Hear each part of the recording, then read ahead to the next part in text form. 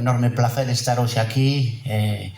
Pois nesta gala tan emotiva hai un anaco cando escoitábamos esa canción tan dulcemente interpretada. A verdade que me emocionaba, me pasaban un montón de imaxes deste clube, da súa historia que coñezo, non tanto como Isidoro Hornillos, que está aí sentado 16 anos presidente da Federación, que veu pois seguramente moito máis trayectoria deste clube. A verdade que quero simplemente trasladar a todos os que formades parte desta historia, políticos, atletas, pais, nais, todos que estades vencellados este clube, que sin todos vos isto non sería posible.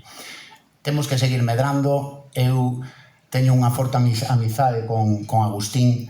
A verdade que fai 3 anos, cando entrei de presidente, tuvemos unhas conversas, hubo momentos delicados como en todas as relacións, como en todas as relacións persoais. O clube é unha máis, realmente hai momentos delicados, superáronse e agora pois outra vez estades no lugar que realmente vos corresponde.